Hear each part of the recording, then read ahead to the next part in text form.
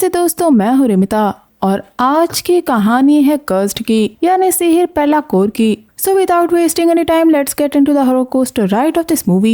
ये कहानी है एक हैप्पी फैमिली की जिसमें है पिता एडी, उसके दो बच्चे लड़की वीटा और छोटा बेटा डेवी। एडी की वाइफ है जुमा जिसका एक सैलून है और वो दिन रात काम करती रहती है। एडी घर की जिम्मेदारियां संभालता है ताकि वो बच्चों की देखभाल कर सके। उस रात एडी और उसकी बेटी मिलकर एडी की फेवरेट डिश बनाते हैं। रात के खाने पर ये लोग जुमा का इंतजार कर रहे होते हैं। तभी वहाँ जुमा आती है और ये लोग साथ में खाना खाते हैं। पर दोस्तों, जुमा को ये बात बुरी लगती है कि उसके बच्चे इस बात से नाराज हैं कि उनकी माँ उन्हें टाइम नहीं दे पाती। पर उसका पति उसे समझाता है कि वो बच्चों को समझा देगा क्योंकि आखिरकार जुमा उन्हीं के लिए दिन रात मेहनत कर रही है। वो कहता है कि जुमा थकी हुई लगती है, यानी इशारों में वो उसे फिजिकल होने को कहता है, जिस पर जुमा हंसती है और एडी को मना कर देती है। अगले दिन डेवी का फुटबॉल मैच था जिसके लिए एडी अपनी बेटी को उसके साथ जाने को कहता है। पर दोस्तों, वीटा को ये बात पसंद नहीं थी कि उसकी माँ दूसरी माँओं की तरह घर पे नहीं रहती, जिस पे एडी उसे समझाता है कि उनकी माँ उन्हीं के लिए काम कर रही है ताकि उन्हें कोई चीज की कमी ना हो। जिसके बाद वीटा अपने भाई को लेकर फुटबॉल मैच के लिए चली जाती है, पर बीच में ही उसे पेट दर्द शुरू हो जाता है,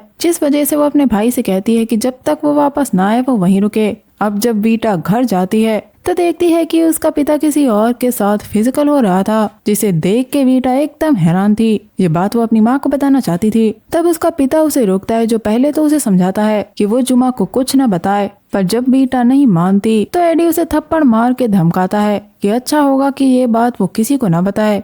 हालांकि वीटा अपनी माँ को ये बात बताना चाहती थी, पर धमकी की वजह से वो बता नहीं पा रही थी। कुछ दिनों बाद एडी एक हफ्ते के लिए दूसरी जगह काम करने जाता है। यहाँ वो वीटा को अजीब तरीके से देखता है, मानो वो इशारों में उसे चुप रहने को कह रहा हो। उधर सैलून में सारी औरतें अप्रिशिएट करती हैं कि जुमा का पति सपोर्टिव है। तभी जुमा का पड़ोसी बुरहान सैलून में आता है, जो अपनी वाइफ को लेने आया था। जुमा का सैलून फेमस होता जा रहा है, जिसके बाद हम देखते हैं कि कुछ औरतें वीटा से उसके डैड के बारे में पूछती हैं, जिस पे वीटा उन्हें बताती है कि उसका डैड एक हफ्ते पहले काम के लिए गया है। पर यह बात उन औरतों को अजीब लगती है, पर क्यों ये आपको आगे समझ में आ जाएगा। छुट्टी के दिन जुम अपने दोनों बच्चों के साथ बीच पे एंजॉय कर रही होती है क्योंकि आज डेवी का जन्मदिन था और उसने अपने बेटे के लिए केक बनाया था। पूरी फैमिली एंजॉय करने के बाद घर वापस आती है तो जुम का पड़ोसी बुरहान एडी के बारे में पूछते हुए कहता है कि उसने काफी दिनों से एडी को नहीं देखा है और वो अक्सर फुटबॉल मैच देखने जाया करते थे। यहाँ जुम उसे बताती है कि उसका पति अगले हफ्ते घर लौट आएगा और जब वो आएगा तो वो एडी को बता देगी। ये कहकर वो वहाँ से चली जाती है। अगले दिन वीटा अपनी माँ से पैसे लेने के लिए उसके सैलून में जाती है। जब वो वहाँ एक औरत को देखती है, ये औरत पहले भी जुमा के सैलून में आ चुकी है और वीटा को उस औरत पे शक हो जाता है क्योंकि वो अजीब लग रही थी। वो जाते हुए वीटा को मुस्कुरा कर देखती है। रात में वीटा उसी सैलून में आई औरत के बारे में सोच रही थी, तभी बाहर उसे एक आवाज सुनाई देती है। उसे लगता है कि ये उसकी माँ है, इसीलिए वो बाहर जाकर उसे पुकारती है। पर दोस्तों, उसकी माँ दीवार पे चल रही थी, जो कुछ देर बाद वीटा को बाहर गार्डन में चलती हुई नजर आती है। बाहर जाके देखने पे जुम पेड़ की डाल पे बैठी हुई थी, जो अपनी बेटी से मदद करने को कहती है। ये कहकर वो अपने गले में फांसी का फंदा लगा के कूद जाती है, जिस वजह से उसकी मौत हो जाती है। ये देखकर वीटा डर जाती है और सामने खड़े अपने पिता से मदद मांगती है, जिसके साथ वही औरत खड़ी थी जो सैलून में आई थी। ये एक बुरा सपना था जो वीटा ने देखा था। अगले दिन बुरहान के बेटे की एंगेजमेंट पार्टी रखी गई थी, जिसमें जुमा जाकर बुरहान और उसकी पत्नी को कॉन्ग्रेचुलेशंस करती है। साथ ही एडी के नहाने के लिए माफी भी मांगती है क्योंकि उसका पति अभी भी पलंग काया में काम कर रहा है। ये सुनते ही बुरहान एकदम सन्न रह जाता है और औरतें भी बात करना शुरू कर देती हैं। अब बुरहान जुम से बात करके उसे बताता है कि उसे पहले ही शक था। पहले उन्हें लगा कि एडी और जुमा के बीच में लड़ाई हो गई होगी, जिस वजह से एडी वहाँ से चला गया। इसीलिए बुरहान उसे बात करने से हिचक रहा था। और दोस्तों, यहाँ आता है ट्विस्ट, क्योंकि एडी 1.5 साल पहले काम पर गया था, पर जुन को ये इम्पॉसिबल लगता है क्योंकि उसे तो लगता है कि सिर्फ एक ही हफ्ता बीता है। पर दोस्तों, सच्चाई तो वीटा को पता थी कि उसके पिता का अफेयर है। हालांकि इनकी फैमिली को इतना लंबा वक्त एक हफ्ते जितना लगा, जो कि इन लोगों ने नोटिस ही नहीं किया था। ये सुनने के बाद जुम अपनी बेटी के साथ एडी के ऑफिस जाने वाली थी। तभी वहाँ एडी काम से वापस लौटता है, जिसे देखकर ये लोग हैरान थे। पर एडी का बेटा खुश था, जिससे एडी काफी अच्छे से बात करता है, लेकिन वो अपनी पत्नी और बेटी का कोई जवाब नहीं देता।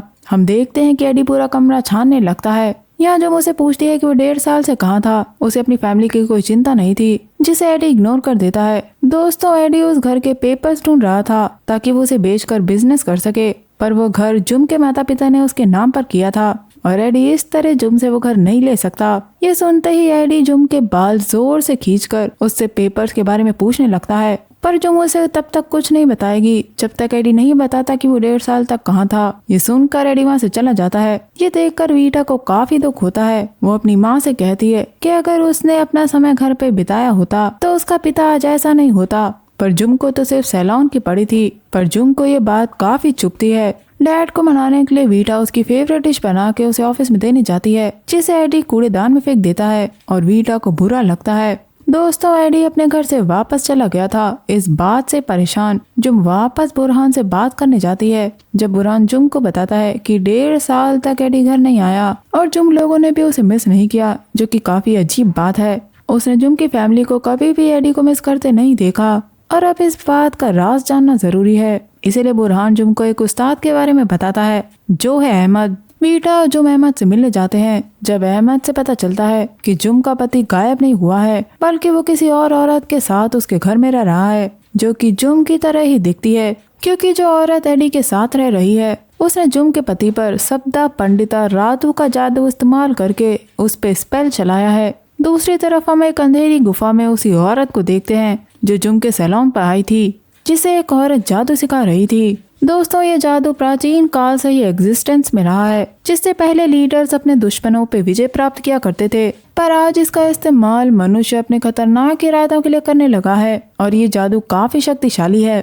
गुफा में हम देखते हैं कि जादू करने वाली औरत सेलों वाली औरत से 3 दिन तक मेडिटेट करने को कहती है। उसे ना तो कुछ खाना है और ना ही कुछ बोलना है, और अगर कोई भी जहरीला जानवर उसके आसपास आए तो उसे डरना नहीं है। वो औरत मेडिटेट करती है जब एक बड़ा काला सांप उसके शरीर में कुंडली मारना शुरू करता है, जो ठीक उसके चेहरे के सामने था, पर यह औरत डरती नहीं है। दोस्तों, वहाँ कई सांप थे। इस औरत का रिचुअल पूरा हो चुका था और अब जिस भी आदमी को ये पाना चाहती है वो आदमी इसी की बात मानेगा। हम इस औरत के चेहरे पे एक डरावनी हंसी देखते हैं। उधर अहमद बताता है कि वो औरत एडी के लिए पागल है और उस औरत ने जादू से एडी की आंख और उसके दिल को सील कर दिया है ताकि वो सच न देख पाए, और इसी वजह से जुम का परिवार एडी के लिए एकदम अनजान बन चुका है। दोस्तों, इस जादू की वजह से वो औरत एडी को जुम की तरह ही दिखती है, इसलिए जब वो उसे रिलेशन बनाता है तो एडी को लगता है कि वो जुम है। ये सारी बातें जुम का दिल तोड़ने के लिए काफी थी, पर वो अपने पति को जाने नहीं देना चाहती और इस जादू को तोड़ने के लिए अहमद जुम को रात को प्रेयर्स करने को कहता है। रात में दोनों माँ बेटी प्रेयर कर रही होती हैं, तभी जुम की शादी की फोटो का शीशा चिटक जाता है। अगले दिन हम देखते हैं कि जुम की तबीयत भी खराब होने लगी थी। पंखा चल रहा था पर फिर भी उसे गर्मी लग रही थी और अचानक उसकी नाक से खून आने लगता है। जुम जब पानी पीने जाती है तो ग्लास में उसे बिच्छू नजर आता है, जिससे वो काफी डर जाती है, पर ग्लास में कुछ नहीं था। और दोस्तों, अब सैलून में ग्राहक आना भी कम हो गए हैं। वहाँ काम करने वाली औरतों को भी अजीब लगने लगा था। एक लड़की जब जुम को ये बात बताना चाहती थी तो दूसरी लड़की उसे मना करती है, पर वो लड़की फिर भी जुम को बाहर ले जाके दिखाती है कि वहाँ लाल मिट्टी पड़ी थी। हालांकि वो उसे बार बार साफ करती है, पर वो बार बार अपने आप वहाँ जाती है। इसलिए उस लड़की ने इसके बारे में जानने की कोशिश की तो उसे पता चला कि ये एक तरह का रिचुअल है जो किसी के बिजनेस को बर्बाद करने के लिए किया जाता है, जिसके लिए लाल मिट्टी कब्रिस्तान से लाई जाती है। इन्हें यकीन हो गया है कि इनके सैलून से कोई जलता है। जुम अब वो मिट्टी अहमद को दिखाती है तो अहमद बताता है कि काले जादू वाले अक्सर इस मिट्टी का इस्तेमाल करते हैं, इसलिए जुम उस रात सैलून में रुक के देखने की कोशिश करती है। पर दोस्तों, ये काम जुम के दुश्मन का नहीं था, क्योंकि जुम देखती है कि सैलून में रोज रात वो मिट्टी एडी वहाँ फेंक कर जाता है। ये देखकर जुम उसे रोकती है, पर एडी बिना कुछ कहे वहाँ से चला जाता है। थोड़ी दूर जाने पे एडी उसी औरत के साथ खड़ा हुआ नजर आता है जो शुरुआत से ही एडी के साथ रहती आई है। एडी के अफेयर की बात जुम एडी के बॉस को बताती है, क्योंकि गवर्नमेंट सर्वेंट का ऐसे करने से उसे पेनल्टी देनी होती है। पर यहाँ शॉकिंग बात जुम को पता चलती है कि एडी की पहली पत्नी 1 साल पहले मर चुकी है और 1 साल पहले ही उसने दूसरी शादी करी है, जो कि है रिनी। पर दोस्तों, एडी की पहली वाइफ तो जिंदा है, जो कि है जुम। जुम वहाँ एडी को देखती है और उससे पूछती है कि वो आखिर ऐसा कैसे कर सकता है। एडी उसकी कोई बात सुनना नहीं चाहता था, पर फिर भी जुम उससे कहती है कि उसने दिन रात अपने बच्चों के लिए काम किया, यहाँ तक कि उनके बच्चों को लगने लगा कि उनकी माँ उनसे प्यार नहीं करती, और क्योंकि एडी को नौकरी नहीं मिली इसीलिए उसे काम करना पड़ा। और अब उसे पता है कि एडी ने सिर्फ उसके पैसे उड़ाए हैं। आखिर वो उसके बिजनेस को खराब क्यों कर रहा है, जबकि वो पहले ही दूसरी औरत के साथ रह रहा है। पर एडी वहाँ से ये कहकर चला जाता है कि वो जुम की कभी शक्ल नहीं देखना चाहता। दोस्तों रिनी ने जुम का सैलून बर्बाद करने के बाद खुद एक सैलून खोल लिया था जो काफी अच्छा चल रहा था। उस रात रिनी एडी को लेकर उस जादू टोने वाली औरत के पास जाती है जहाँ कंजंग रातू को बुलाया जाता है। यहाँ एडी कंजंग रातू से मांगता है कि उसकी पत्नी की सारी दौलत उसकी हो जाए, साथ ही ऑफिस में उसका प्रमोशन भी। दोस्तों कंजंग रातू एडी की विश पूरी तो कर देगी, पर बदले में उसे अपने किसी प्रियजन को सेक्रीफाइस देना होगा और एडी हाँ कर देता है, जिससे रिनी काफी खुश थी। अगले दिन एडी अपनी पत्नी के बाल, बेटे की जर्सी और अपनी बेटी की हेयर पिन चुरा लेता है और यहाँ रिनी उसे भड़काती है कि एडी की फैमिली सिर्फ उसके लिए एक बोझ है और अगर वो मर गए तो ये लोग अच्छे से रह सकते हैं। दूसरे दिन भाई बहनों को अपनी खोई हुई चीजें नहीं मिलती और जुम को घर से गंदी बदबू आना शुरू हो जाती है। जब वहाँ एक कमरे में जुम को एक भयानक एंटिटी लटकी हुई दिखती है, पर वीटा को कुछ दिखाई नहीं देता, उसे सिर्फ जुम देख पा रही थी। जुम की नाक से खून आना शुरू हो गया था। इस बारे में अगले दिन वो अहमद से बात करती है। उसे समझ नहीं आता कि उसका पति अब उसके साथ नहीं रहता, तो आखिर क्यों उसके परिवार को परेशान कर रहा है। यहाँ अहमद जुम और वीटा को एक प्रेयर देकर उसे 40 दिन तक पढ़ने को कहता है। साथ ही ये लोग चावल और नमक के पानी को घर के चारों ओर बिखेर देते हैं और प्रेयर पढ़ना शुरू करते हैं। तभी छत पे जोर की आवाज होती है क्योंकि इनके घर पे आग के गोले आ रहे थे, जिस वजह से घर में काफी गर्मी बढ़ गई थी। दरवाजा खोलने पे जुम को काफी बिच्छू दिखाई देते हैं और अहमद के कहे अनुसार वो नमक छिड़क देती है और बिच्छू चले जाते हैं। 13वीं रात जुम को गले में कुछ फंसने का एहसास होता है और उसके मुंह से बालों का गुच्छा निकलता है। 30 दिन पूरे हो चुके थे। उस रात वीटा प्रेयर कर रही थी, तब भी एक आग का गोला आके छत पे गिरता है और जुम का पेट फूल जाता है, जिसके अंदर काफी कीड़े चल रहे थे, मानो वो अंदर से उसे खा रहे हो। जुम को दर्द हो रहा था, इसीलिए वीटा आके प्रेयर करती है। दर्द ना रुकने पे जुम बाथरूम में जाती है, जहाँ उसके पेट से मिट्टी और कई कीड़े निकलते हैं और वीटा बाहर प्रेयर पढ़ती जा रही थी। इसने जुम की हालत खराब कर दी थी और अब आता है दिन 40। जुम की हालत इतनी खराब हो चुकी थी कि वो ना तो बोल पा रही थी और ना हिल सकती थी। इसीलिए वीटा ने अहमद को बुलाया था, जो घर की क्लेंजिंग करता है। अहमद के कहने पे वीटा जुम को अपने भाई के कमरे में ले जाती है। अहमद प्रेयर पढ़ के गद्दे को चेक करता है तो उसे कुछ महसूस होता है। वो चाकू से छेद करके जब उसमें हाथ डालता है तो उसमें से एक पोटली और वूडू डॉल निकलती है, जिसे अहमद जला देता है और ये सब भूल के उस परिवार को नई शुरुआत करने को कहता है। दोस्तों जुम का बिजनेस ठप पड़ चुका था, जिस वजह से वीटा अपनी स्कूल की फीस नहीं भर पाती और जब वो सैलून जाती है तो देखती है कि जुम ने सैलून बंद कर दिया था। ये देखकर गुस्से में वीटा अपने डैड के ऑफिस में जाकर देखती है कि उसके डैड ने अपने बॉस को झूठ बोल दिया था कि उसकी एक्स वाइफ ने झूठा इल्जाम लगाया था और एडी को प्रमोशन भी मिल चुका था। वो एडी के पीछे पीछे जाती है और कहती है कि बच्चों की देखभाल करना पिता की जिम्मेदारी होती है, पर एडी उसे गाली देकर वहाँ से चला जाता है। वहाँ वो रिनी को देखती है और उसके सैलून जाके पूछती है कि आखिर उसकी फैमिली के साथ उसने क्या किया। हालांकि रिनी सबके सामने अच्छा बनने की कोशिश करती है, पर वीटा गुस्से में उसे जोरदार थप्पड़ मार देती है और सभी चीजें तहस नहस कर देती है। एडी को भड़काने के लिए रिनी गाड़ी के सामने आ जाती है, जिससे उसे चोट आ जाती है और कहती है कि एडी की बेटी उनकी खुशियों के बीच में आ रही है, जिस वजह से एडी वीटा को शैतान बोलकर वहाँ से जाने को कहता है। पर जाने से पहले वीटा कहती है कि वो शांति से नहीं मरेगा जब तक वो उससे माफी नहीं मांग लेता। वो रोते हुए चली जाती है।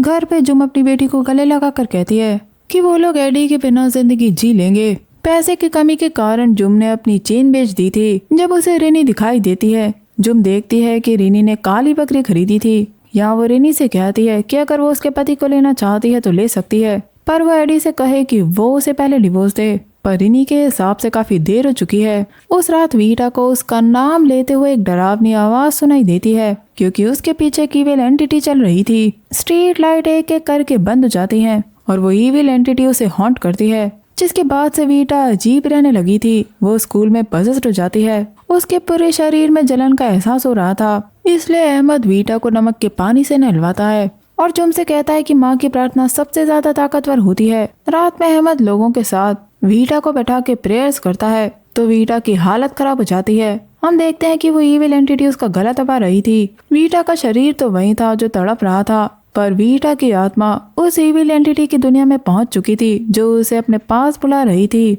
वीटा को उस ईविल एंटिटी ने पूरी तरह पजेस कर लिया था।